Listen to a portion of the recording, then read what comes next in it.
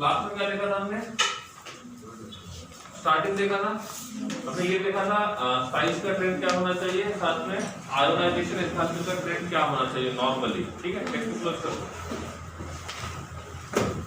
If हम यहाँ पे देखेंगे तो हमारे पास टोटल 4 ट्रांजिशन सीरीज आते हैं। इफ हम पहले फर्स्ट ट्रांजिशन सीरीज की बात करते हैं, जिसको हम लोग 3D सीरीज भी कहते हैं। इसका पहला एलिमेंट होता है कैडमियम, फिर आता है टाइटेनियम और लास्ट में आता है जिंक। एटॉमिक नंबर की बात करते हैं तो इसका एटॉमिक नंबर होता है 21, ये रहेगा 22 और ये बन जाएगा 30। ठीक है, इसके बाद हमने सेकंड ट्रांजिशन सीरीज को देखा था, जिसको हम लोग 4D सीरीज भी कहते हैं। ये शुरू होता है इट्रियम से, फिर आता है जिरकोनियम और ये एंड होता है कैडमियम से। ठीक है, इसका एटॉमिक नंबर कितना था? 39, ये था 40, तो ये कितना रहेगा? 48, 49 काउंट किए थे ना कल। फिर आया था थर्ड ट्रांजिशन सीरीज, जिसको हमने बोला था 5D सीरीज। पहले कौन था? लैंथेनम, फिर था हाफेनियम और लास्ट में कौन था? मर्क्यूरी। इसका एटॉमिक नंबर कितना था?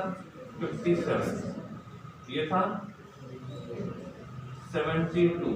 क्यों? बीच में एक ऑर्बिटल आता है। ठीक है, और यहाँ पे जो था ये कितना था? 80। ठीक है, ये तीनों सीरीज के बारे में हम देखेंगे। चौथे के बारे में इसलिए नहीं पढ़ेंगे कि फोर्थ वाला जो सीरीज है वो इनकम्प्लीट है। ठीक है, इसलिए हम उनके बारे में ज्यादा नहीं पढ़ेंगे।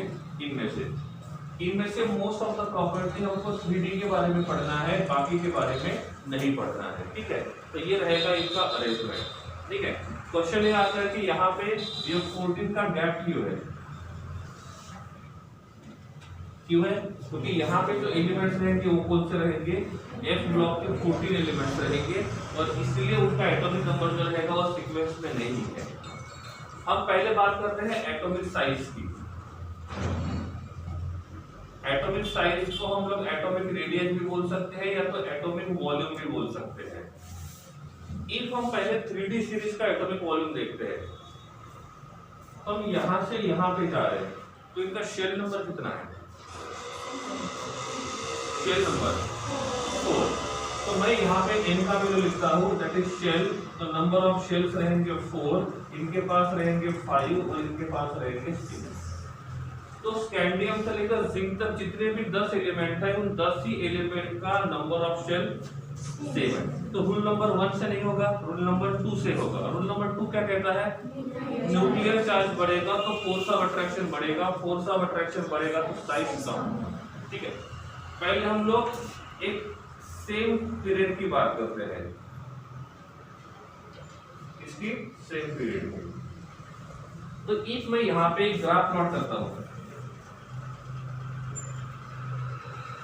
यहाँ पे साइज वर्सेस जेड मतलब एटॉमिक नंबर। तो इसमें जो हमको ग्राफ मिलेगा वो इंक्रीजिंग मिलेगा, डिक्रीजिंग मिलेगा या इंडिपेंडेंट मिलेगा? मतलब z बढ़ता है तो साइज कम हो रहा है। तो सबसे ज्यादा साइज किसका रहेगा? हम 3D की बात करते हैं, 3D तो सबसे बड़ा रहेगा स्कैंडियम। अब देखो ग्राफ दो तरीके से आ सकते हैं, एक ऐसे और दूसरा ऐसे। ये डिपेंड करता है कि उनका चेंज कैसा है। if उनका चेंज जो रहेगा वो मतलब इस प्रकार से कि वो चेंज कांस्टेंट होता है तो उसको हम लोग स्ट्रेट लाइन ग्राफ आएगा।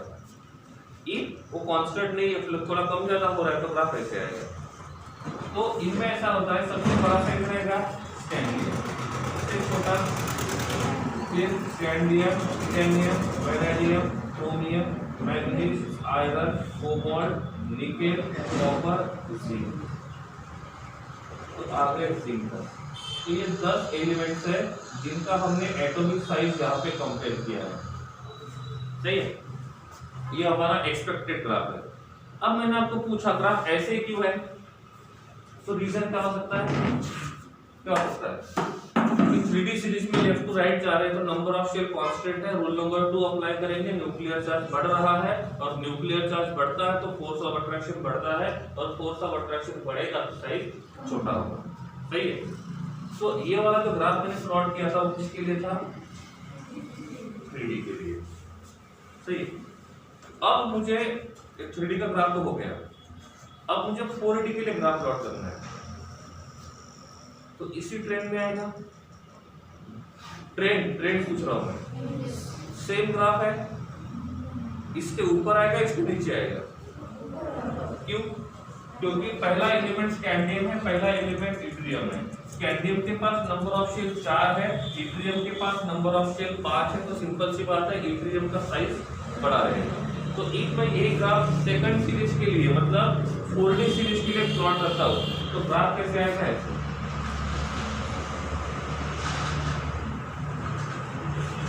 सही डेरिवेटिव लॉजिक कर रहे हैं, थोड़ा सा पूरा ओके। तो 3D हो गया, 4D। अब मैं 5D के लिए जाऊंगा तो उसके ऊपर आना चाहिए, तो ये वाला ग्राफ जो रहेगा वो ऐसे रहेगा। So this is the graph of 5D। ठीक है। तो ये हमने किसके लिए ग्राफ प्लॉट किया? साइज वर्सेस एटॉमिक नंबर का ग्राफ किसके लिए? ट्रांजिशन एलिमेंट्स के लिए। ठीक है। ट्रांजिशन एलिमेंट से अच्छा है हमने इसको भी इंक्लूड किया था। तो ट्रांजिशन के बदले हम डी ब्लॉक एलिमेंट बोलते हैं। क्यों? क्योंकि ट्रांजिशन बोलेंगे तो इनको निकालना पड़ेगा, तो हमेशा बोलते हैं कि ये हमने डी ब्लॉक एलिमेंट्स के लिए ग्राफ निकाला है साइज वर्सेस एटॉमिक नंबर का। ठीक है। तो ये था हमारा एक्सपेक्टेड ग्राफ। रीजन किसी ने पूछा कि ग्राफ हमको ऐसा क्यों मिलना चाहिए, तो उसका रीजन हमारे पास होना चाहिए। ठीक है। कि हमने जो रूल्स पढ़े थे उनके हिसाब से ग्राफ जो रहेगा वो इस प्रकार का होगा। अब एक्चुअल में जो ग्राफ मिलता है वो किस प्रकार का होता है? तो एक्सपेक्टेड था ना। अब एक्चुअल भी वैसे मिलना चाहिए तो कोई प्रॉब्लम नहीं है। इफ एक्चुअल में कुछ अलग मिलता है तो हमको रीजन ढूंढना पड़ेगा कि हम सोच तो ऐसा रहे थे लेकिन ऐसा क्यों मिला। सही है। तो रियलिटी में ऐसा होता है, हम 3D की बात करते पहले। 3D सीरीज शुरू होगा, scandium, titanium, vanadium, chromium, manganese, 1 2 3 4 5, फिर आएगा iron, cobalt, nickel, copper, zinc. तो ये था हमारा 3D का एक्सपेक्टेड ग्राफ और ये है 3D का एक्चुअल ग्राफ। अब इसमें हो क्या रहा है? पहले साइज कम हो रहा है, फिर साइज कांस्टेंट है, सिमिलर है, और बाद में साइज बढ़ रहा है। तो पहले कम हो रहा है, फिर कांस्टेंट है, फिर बढ़ रहा है। लेकिन ये ट्रेंड हमने नहीं पढ़ा था, हमने जो पढ़ा था उसके हिसाब से साइज कम होना चाहिए। अब इसका रीजन ढूंढते हैं कि ऐसा क्यों हो रहा है। ठीक है। पहली बात, इफ हम यहाँ पे किसी पर्टिकुलर एलिमेंट को यहाँ पे ड्रॉ करते हैं, मैं यहाँ पे लिखता हूँ स्कैंडियम मेरे पास है, और स्कैंडियम। तो इफ हम स्कैंडियम की बात करते हैं तो इसका इलेक्ट्रॉनिक कॉन्फ़िगरेशन क्या है? 4s2 3d1। लास्ट वाला जो इलेक्ट्रॉन है वो वैलेंस शेल में कि पेरेंटिमेट शेल में? पेरेंटिमेट शेल में। मैंने आपको शील्डिंग इफेक्ट के बारे में बताया होगा 11 में, याद है? शील्डिंग इफेक्ट क्या होता है? जब दोनों के बीच में इलेक्ट्रॉन बढ़ जाते हैं तो लास्ट वाला इलेक्ट्रॉन साइज जो होता है वो किसके वजह से होता है? हम ये मान के चलते हैं कि यहाँ पे हमारे पास कोई भी एक एटम है, ये फर्स्ट शेल है, ये सेकंड शेल है और ये थर्ड शेल है। तो इन तीनों शेल में से साइज डिटरमाइन करने वाला शेल कौन सा है? Third shell. तो जो लास्ट वाला शेल होता है वही साइज को डिटरमाइन करता है। अंदर क्या है उससे मतलब नहीं है, मतलब किससे है? लास्ट वाले शेल। तो लास्ट वाले शेल का जो स्ट्रक्चर रहेगा या लास्ट वाले शेल का जो डिस्टेंस रहेगा उसी से हम मेजर करते हैं कि उसका साइज जो रहेगा वो किस प्रकार से होना चाहिए।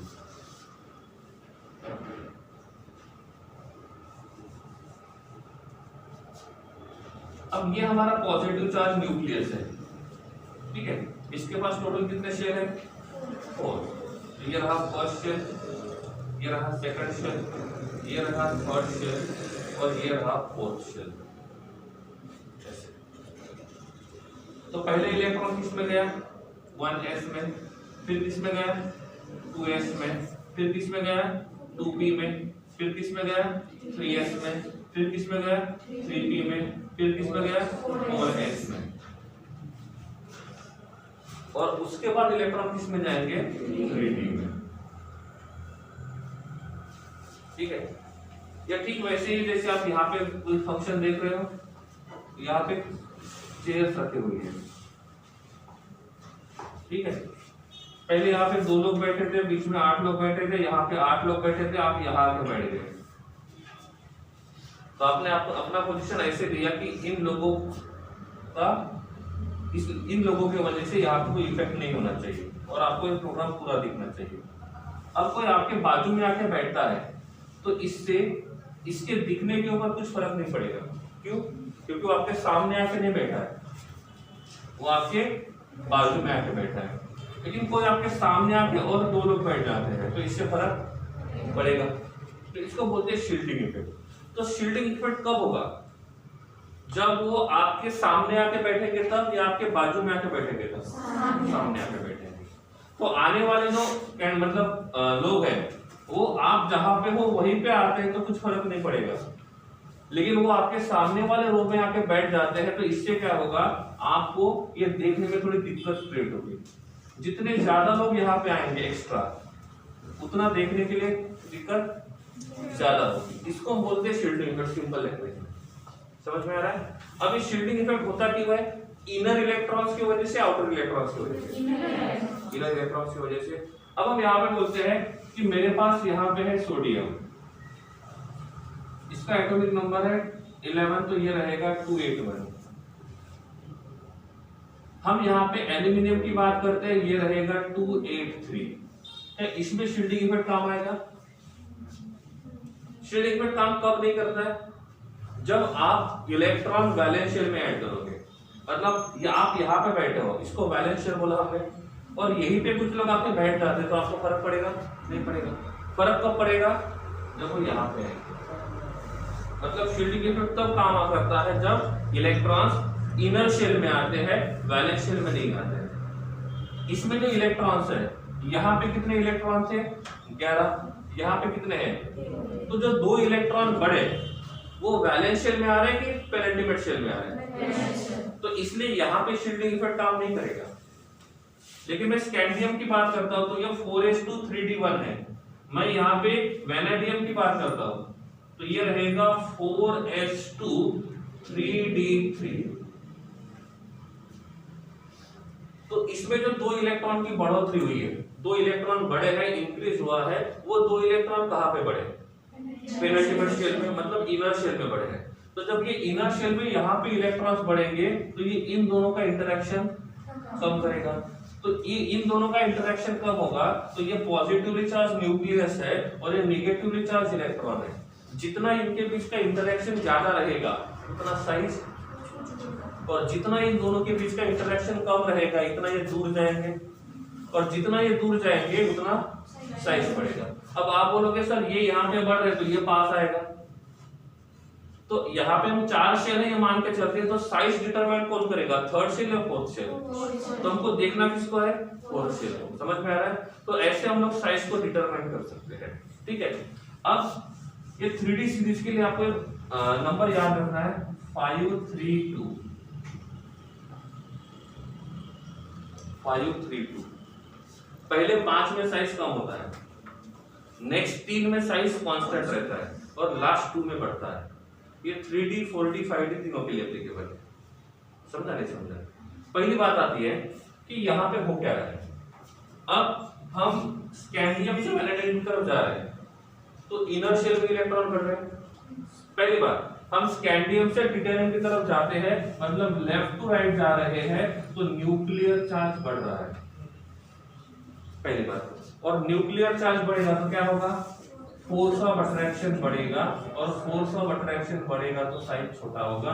ये पहला फैक्टर है, एक फैक्टर है। दूसरा फैक्टर क्या कहता है? आप स्कैंडियम से जिंक की तरफ जा रहे हो तो इलेक्ट्रॉन किस में ऐड कर रहे हो? पेनिट्रेट शेल में। और इलेक्ट्रॉन जब आप पेनिट्रेट शेल में ऐड करोगे तो इसके वजह से इन दोनों के बीच का इंटरेक्शन कम होगा। तो इन इलेक्ट्रॉन्स ने क्या किया? इन दोनों के बीच में शील्ड का काम किया। तो इसको हम बोलेंगे शील्डिंग इफेक्ट।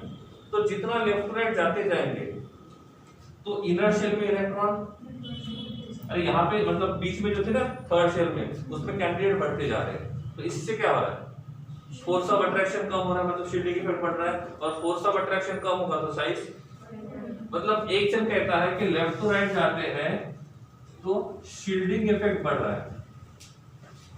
क्यों बढ़ रहा है?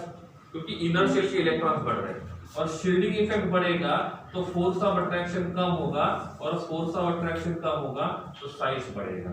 और ये दोनों के दोनों कंसेप्ट अपने अपने जगह पे सही है, ठीक है, दोनों कंसेप्ट अपने अपने जगह पे सही है। अब यहाँ पे हम लोग इलेक्ट्रॉनिक कॉन्फ़िगरेशन देखते हैं। पहले स्कैंडियम, यहाँ पे टिटेनियम, फिर वैनेडियम, फिर क्रोमियम, यहाँ पे आएगा मैग्नीज, फिर आएगा आयरन, ठीक है, कोबाल्ट, निकेल, कॉपर और जिंक।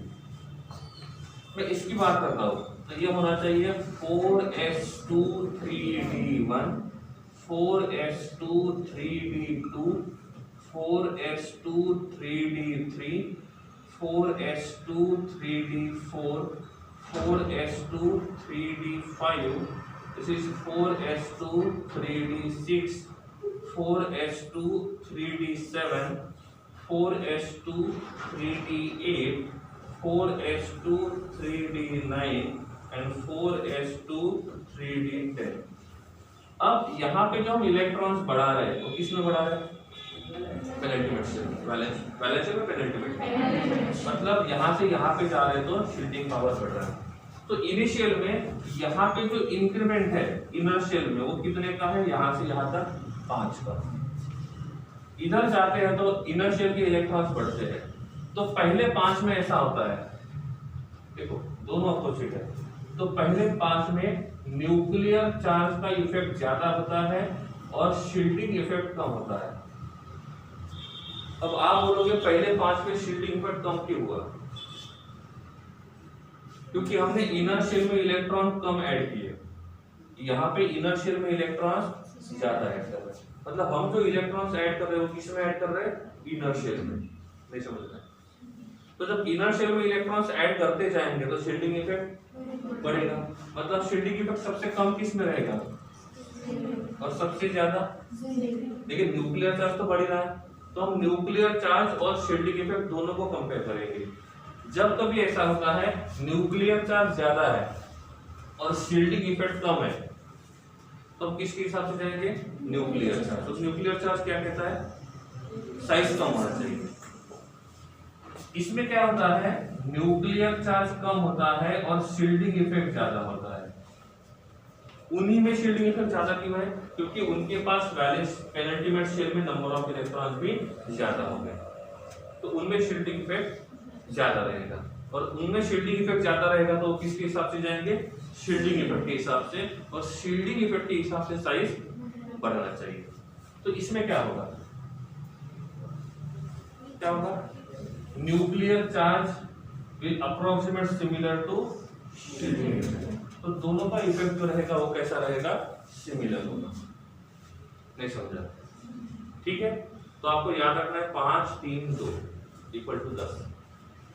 ठीक है, पहले 5 में साइज कम होगा, नेक्स्ट 3 में साइज सिमिलर रहेगा और लास्ट 2 में साइज बढ़ जाएगा। समझ में आ रहा है? ठीक है, तो ये था हमारा एक्सपेक्टेड ग्राफ 3D का, 3D सीरीज का। ये actual graph of 3D series, समझा? ठीक है, अब 3D में ये फिनोमिना है तो 4D में भी ऐसे होना चाहिए, क्योंकि हो तो वही रहा है ना। 3D में भी इलेक्ट्रॉन इधर से पेनल्टीमेट में जा रहा है, तो इसमें इलेक्ट्रॉन कौन से शेल में जाएंगे? थर्ड में, इसमें जाएंगे फोर्थ में, और इसमें जाएंगे फिफ्थ में। तो है तो ये उसकी पेनल्टीमेट शेल ही ना, तो तीनों के लिए कंसेप्ट सेम रहेगा। तो एक्सपेक्टेड जो हमारा ग्राफ है वो उसके बजाय ये होना चाहिए, ग्राफ ऊपर नीचे 1 2 ऐसे ऐसे ऐसे। किसके लिए? 4D के लिए। और फिर ये ऐसे ऐसे करके यहाँ से ऐसे, किसके लिए? 5D। समझा? तो this is actual graph with reason. पता चलेगा? हाँ या नहीं? ओके ठीक है, फिर चलो इरेज कर दो इसको, देखना है, देख लो। अभी तो इधर उधर देख रहे थे,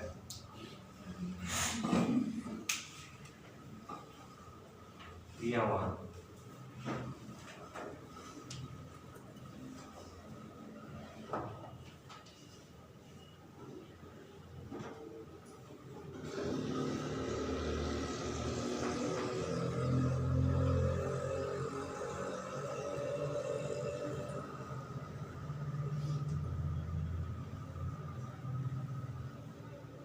जब हम एस पी और डी इन तीनों को कंपेयर करते हैं तो कौन सा शेल ज्यादा डिफ्यूज होता है? डिफ्यूज पता है ना, फैला हुआ। एस पी और डी में से कौन सा शेल ज्यादा फैला हुआ है? इलेक्ट्रॉन किस में ज्यादा फैले होते हैं? एस में तो बस राउंड सर्कल के मतलब सेंटर के आसपास ही घूमते हैं, वो सेंटर को ज्यादा शील्ड करेंगे। पी में थोड़ा दूर जा रहा है, थोड़ा फैला है ना ये, मतलब जगह बढ़ गई। डी में जगह और बढ़ गई। डिफ्यूज का मतलब इंडायरेक्टली कौन ज्यादा फैला हुआ है? कौन ज्यादा फैला हुआ है? डी, उससे कम और सबसे कम एस, ठीक है ना। तो हम पढ़ रहे थे साइज, तो एक्चुअल ग्राफ कुछ और था, एक्सपेक्टेड ग्राफ कुछ और है। यह है एक्सपेक्टेड 1 होता है, एक्सपेक्टेड 1 और बाकी है एक्सपेक्टेड 2। रियल में ऐसा होता है। क्वेश्चन है कौन सा गलत है? सही है, ये भी सही है। प्रॉब्लम इसमें आता है, इसमें 5D में। 5D का ग्राफ जो है वो 3D के ग्राफ के साथ 4D के ग्राफ के साथ चलता है। तो 5D और 4D इन दोनों का ग्राफ सिमिलर है। अब यहां पे गड़बड़ हो गई, क्यों? अभी तक सब सही चल रहा था कि नंबर ऑफ शेयर बढ़ रहे हैं तो साइज बढ़ना चाहिए, उसके हिसाब से हमने जो ग्राफ प्लॉट किया था वो एकदम सही था। तो हमारे हिसाब से होना ऐसा चाहिए था, 3D से बड़ा साइज रहेगा 4D और 4D से बड़ा साइज रहेगा 5D, विद रीजन हमने देखा था। बट इन रियलिटी 3D का ग्राफ 4D छोटा होता है और 4D और 5D इन दोनों का साइज नियर अबाउट सिमिलर होता है। क्यों?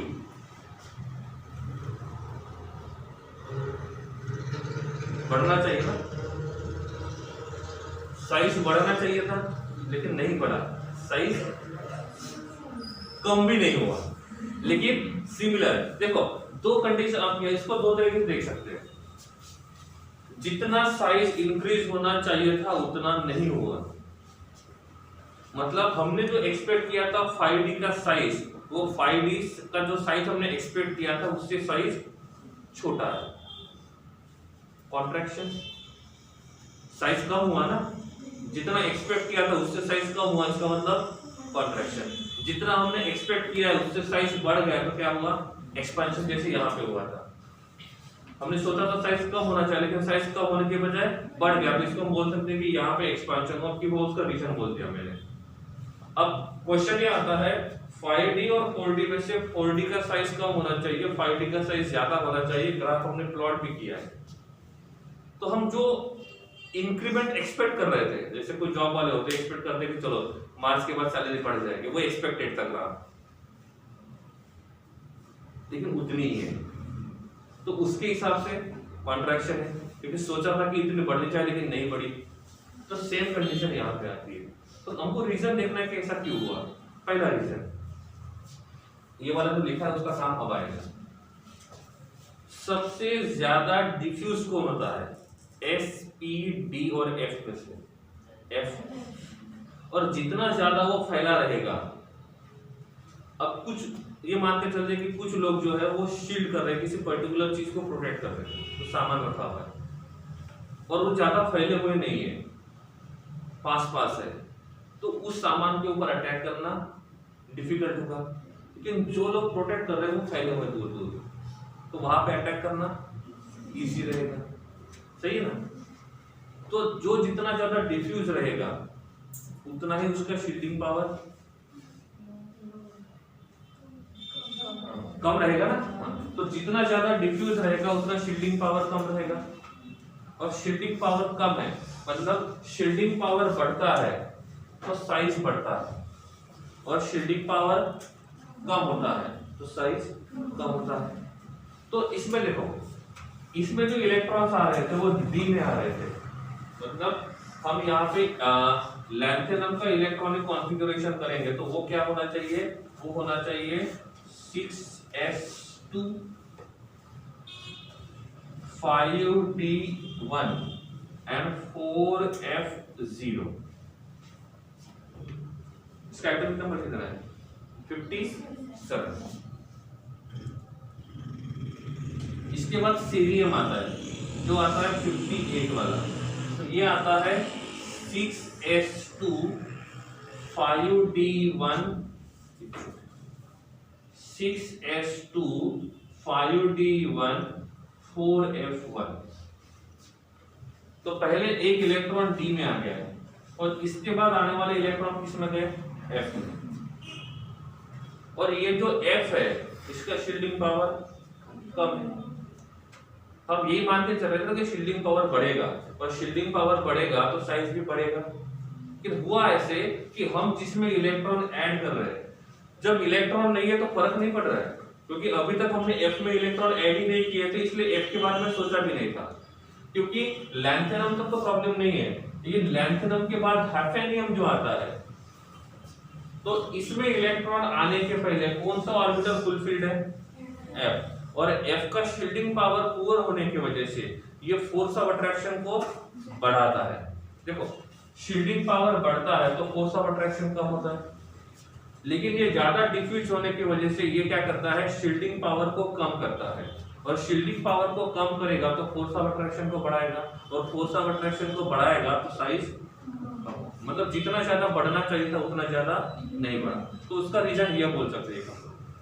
तो ये जो चेंज है वो स्कैंडियम के बाद आया, इट्रियम के बाद आया, लैंथेनम के बाद आया, यस, और लैंथेनम के बाद आया, और इसलिए इसको कहा जाता है लैंथेनॉइड कॉन्ट्रैक्शन। क्या जाता है लैंथेनॉइड कॉन्ट्रैक्शन।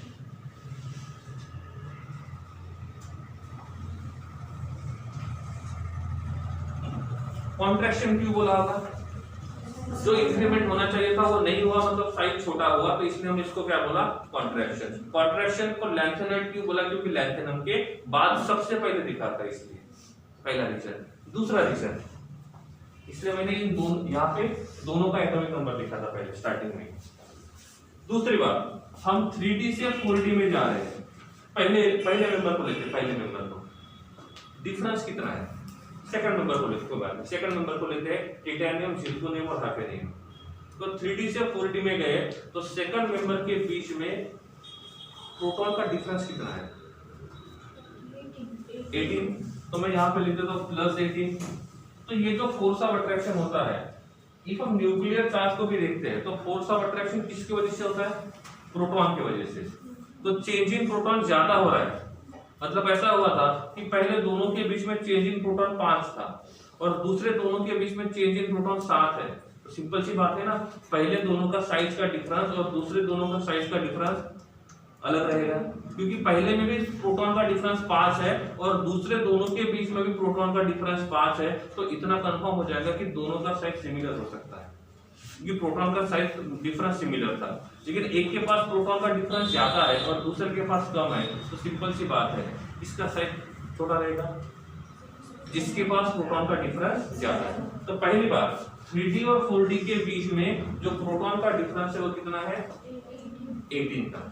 अब आप मुझे बताओ जिर्कोनियम और हैफेनियम में कितना है, कितना है 32।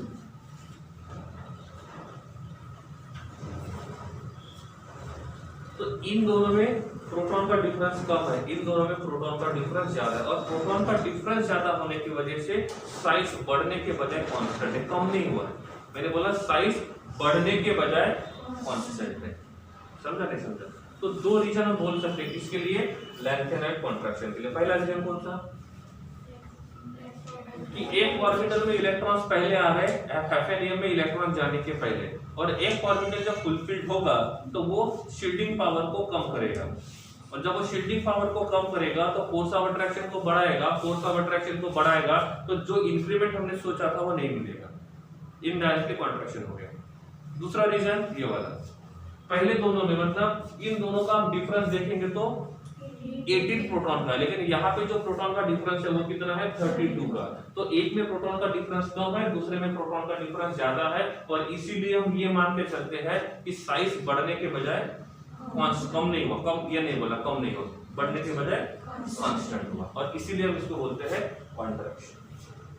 तो कॉन्ट्रैक्शन कम होने की वजह से नहीं है, जितना हमने सोचा था उतना नहीं बढ़ा, इसके वजह से हम यहाँ पे कॉन्ट्रैक्शन बोल रहे हैं, समझा? और इसीलिए ये वाला सही है और ये वाला गलत है, नहीं समझा? ठीक है, लेकिन ये झंडा लेके हमेशा घूमना नहीं, ये सिर्फ इनके लिए है।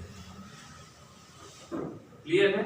तो ये रहेगा किसका ट्रेंड? साइज का ट्रेंड। एक बार देख लो, कुछ नहीं समझा तो पूछो, और पूरा नहीं समझा तो आराम से बैठना है।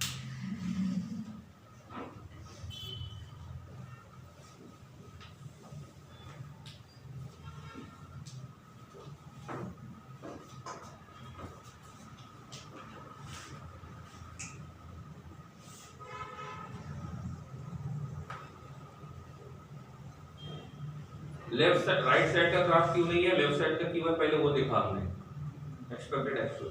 फिर लेफ्ट साइड में भी हमने थोड़ा चेंज कर दिया था कि जो इंक्रीमेंट होना चाहिए था वो नहीं हुआ। ये दो बातें साइज में याद रखना है, ठीक है? लेकिन नॉर्मल ट्रेंड कौन सा है? लेफ्ट टू राइट जाते तो साइज कम होता है, टॉप टू बॉटम जाते तो साइज बढ़ता है। एक्सेप्शन यहाँ पे आ गया, रीजन के साथ बता दिया, ठीक है? चलिए आगे।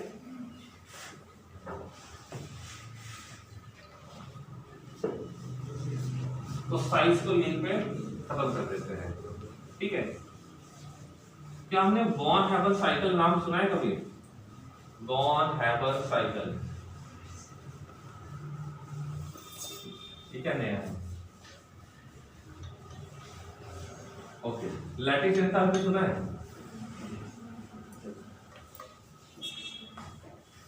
हाइड्रोजन का नाम सुना है? ठीक है, मतलब है प्रेजेंट हो, ठीक है? तो वॉन हैबल साइकिल कब पढ़ा था? जब हमने Na और Cl से NaCl बनाया था, ठीक है? नॉर्मली हम देखते हैं तो सिंपल रिएक्शन लिखते हैं Na in solid state plus Cl2 half Cl2 in gaseous state is converted into 1 mole of NaCl in solid state. Clear? इसकी हम बात करते हैं तो इसमें atomic number sorry oxidation state कितना है Na का?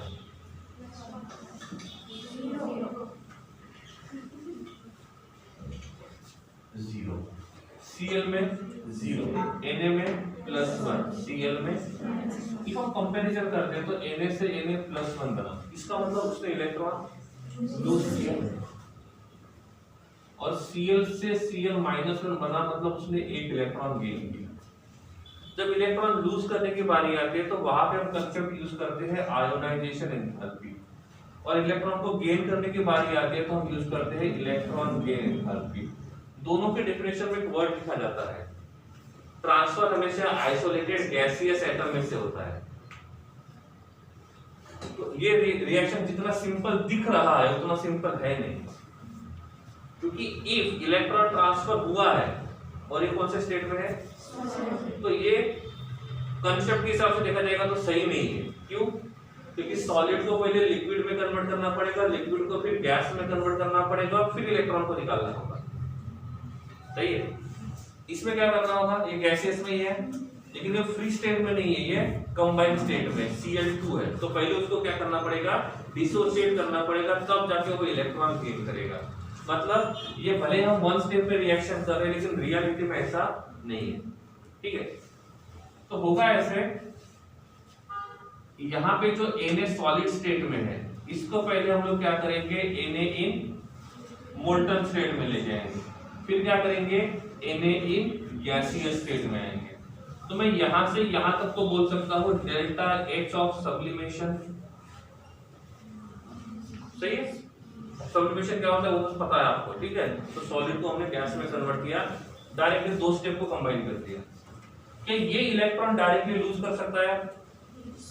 गैसियस आइसोलेटेड दो कंडीशन है इसके पास, यस। तो ये क्या करेगा? इलेक्ट्रॉन को लूज करेगा। जब ये इलेक्ट्रॉन को लूज करेगा तो क्या बनेगा? Na+ in gaseous state. लेकिन Na+ गैसियस स्टेट में अनस्टेबल होता है, एक्वस स्टेट में स्टेबल होता है। मतलब इसमें थोड़ा सा पानी ऐड करना होगा, हाइड्रेशन एंथैल्पी फिर से इन्वॉल्व हो जाएगी। ठीक है, उतना डीप पे नहीं जाते, ऊपर ऊपर से लेके जाता हूं। तो ये मान के चलते कि Na+ बन गया है। अब बात आती है Cl, इसको क्या बोलेंगे? Ionisation enthalpy 1। क्यों 1 बोलेंगे? एक ही इलेक्ट्रॉन रिमूव किया इसलिए। अब बात आती है Cl2 की। Cl2 को पहले Cl में कन्वर्ट करेंगे, इसको बोलेंगे delta H of dissociation. Dissociate कर रहे हैं ना, अलग कर रहे हैं। फिर इस Cl जो गैसियस स्टेट में है, ये क्या करेगा? ये वाला इलेक्ट्रॉन गेन करेगा, तो ये बन जाएगा Cl- मान के चलते गैसियस में भी है, वाटर को इन्वॉल्व नहीं करना है। अब क्या हुआ? Na+ Cl- आयंस है। तो लैटिस एंथैल्पी का मतलब क्या होता है? लैटिस एंथैल्पी दो तरीके से होती है। सपोज हमारे पास A+ है और B- है, यहां से हमको Ab मिलेगा, ये 1 मोल है। ठीक है, अब हम यहां से इधर जा रहे हैं, तो बॉन्ड बन रहा है, टूट रहा है। बॉन्ड बन रहा है, टूट रहा है। और बॉन्ड बनता है तो एनर्जी को रिलीज करेगा, मतलब सिंपल सी बात है, this is the exothermic process. और यहां से यहां आएगा तो इसको बोलेंगे एंडोथर्मिक। तो इधर जा रहे तो बोल सकते हैं गेन ऑफ एनर्जी, इसको बोल सकते हैं लॉस ऑफ एनर्जी। सही है। अब डेफिनेशन कैसा आता है? पहला definition, the amount of energy released when 1 mole of ionic compound is formed from its ion. Okay, repeat करता हूँ मैं। The amount of energy released when 1 mole of ionic compound is formed from its ion. दूसरा definition, the amount of energy required to convert 1 mole of ionic compound into its ions. मतलब दोनों का same है, तरीका ही अलग है। समझ में आ रहा है? तो इसको हम बोलते हैं लैटिस एंथैल्पी। अब क्या होगा? मैं इस Na+ और Cl- को कंबाइन करके NaCl बना रहा हूं, तो क्या मैं इसको लैटिस एंथैल्पी बोल सकता हूं? क्योंकि मैं 1 मोल ऑफ आयोनिक कंपाउंड बना रहा हूं, कहां से? From its ions. तो मैं इसको बोल सकता हूं लैटिस एंथैल्पी, इसको बोल सकता हूं मैं लैटिस एंथैल्पी। इसमें मैं एंथैल्पी ऑफ एटोमाइजेशन में लिख सकता हूं।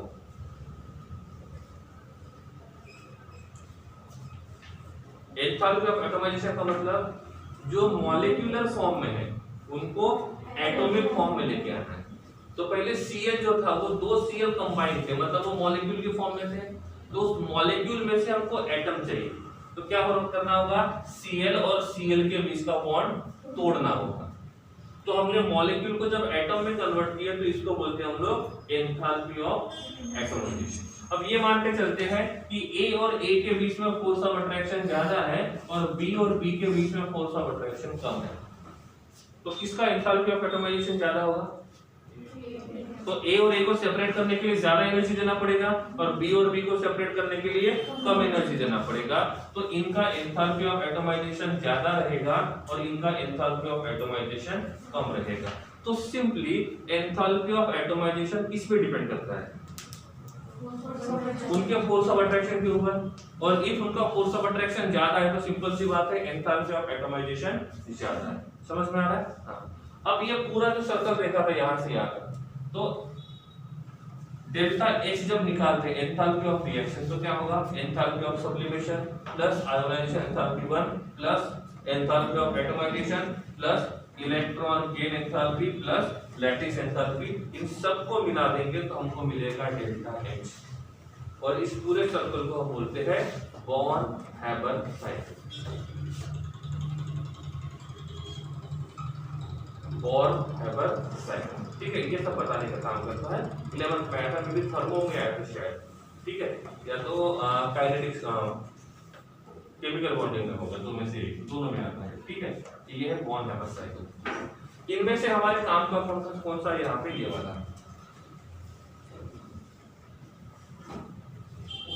अब मैंने बोला कि सपोज यहाँ से लिखा मैंने स्कैंडियम और यहाँ पे लिखा मैंने जेड,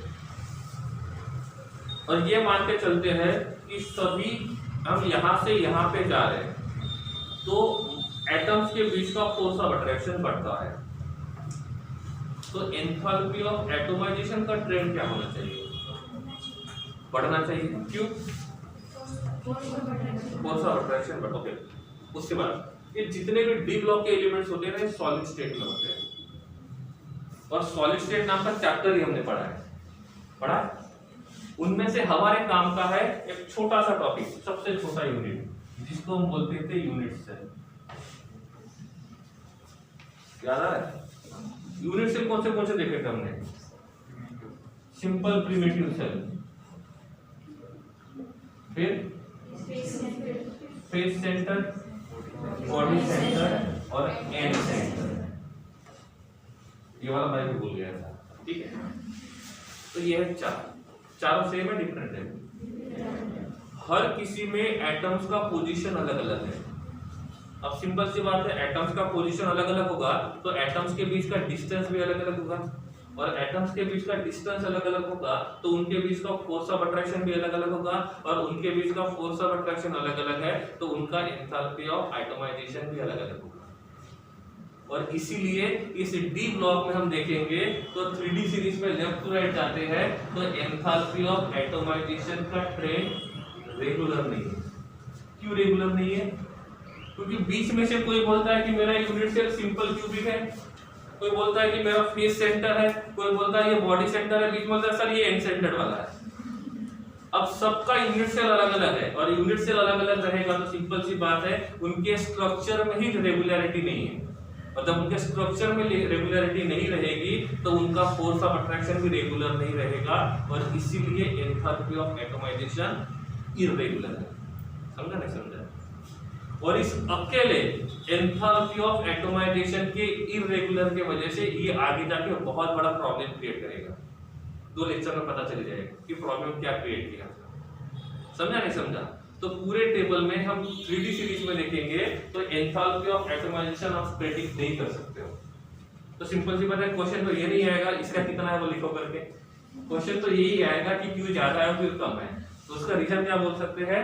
ये वाला कि हर किसी का यूनिट सेल जो है वो अलग अलग है, और वो सीक्वेंस में नहीं है कि मतलब तो ऐसे जा रहे हैं तो सीक्वेंस में बढ़ रहा है, वो कैसे भी है, कभी किसी का HCP है किसी का BCC है, इस प्रकार से, और इसीलिए उनका एंथैल्पी ऑफ एटमाइजेशन का ट्रेंड इररेगुलर है। टेक्स्ट बुक है, निकाल के देखो table 8.2।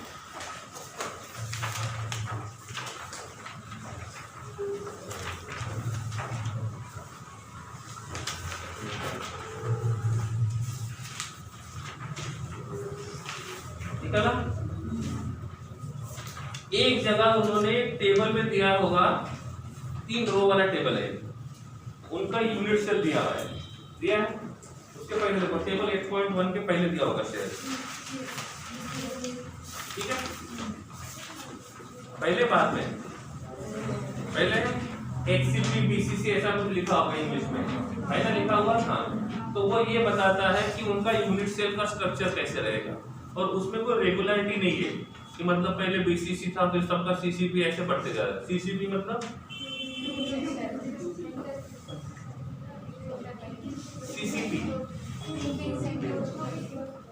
Cubic close packing, full form नहीं पूछा था, वो किससे सिमिलर होता है वो पूछा था, लेकिन कोई बात नहीं जाने, ठीक है। तो इनका वो इररेगुलर यूनिट सेल होने की वजह से उसको हम लोग मतलब इररेगुलर देख सकते हैं। अब जो 8.1 8.2 वाला जो टेबल है उसमें देखो एक प्रॉपर्टी दी है जिसमें लिखा है एंथैल्पी ऑफ एटमाइजेशन है। उस एंथैल्पी ऑफ एटमाइजेशन में आप लेफ्ट टू राइट जाके देखो सीक्वेंस है क्या, बस वैल्यू को कंपेयर करना है, बाकी चीजों को नहीं देखना है, ऊपर लिखा नीचे लिखा क्या है, जितना बोला है बस उतना ही काम करना है।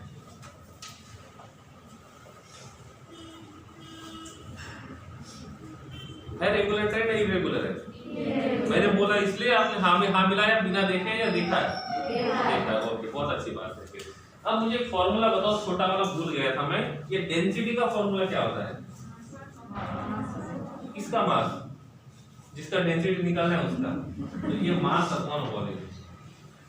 सपोज हम कहीं पे जा रहे हैं 2-4 एलिमेंट की तरफ, उनका चेंज इन वॉल्यूम ज्यादा है और चेंज इन मास कम है, तो किसको कंसीडर करेंगे?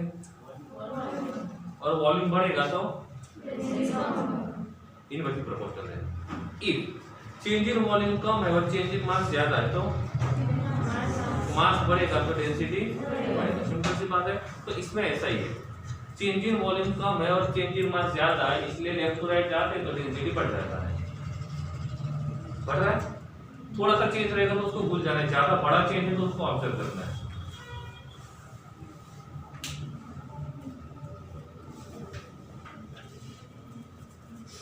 डेंसिटी को देखना है।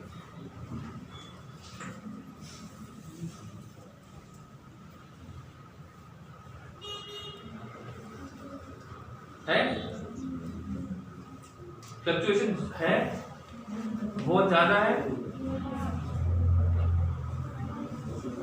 भाई, ये नहीं बोल रहा हूं बढ़ रहा है या कम हो रहा है, या बीच में बढ़ने के बजाय कम हुआ, ऐसा है ना? कितने में हो रहा है ना? ओके, तो डेंसिटी बढ़ रहा है, बढ़ गया, ये बढ़ गया, बढ़ी तो रहा है ना? ट्रांजिशन एलिमेंट है वो।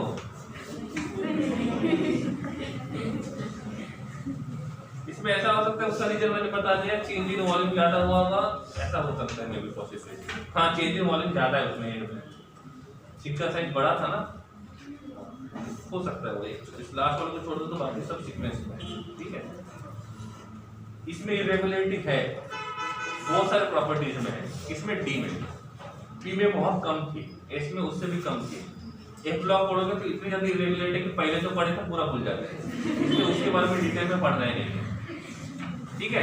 तो आज हमने कौन सा पढ़ा?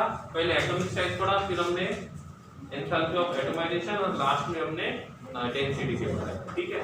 जितना हुआ उतना टेक्स्ट बुक से रीड करना है बिना आवाज किए। कुछ नहीं समझाया तो अच्छे से रीड करो।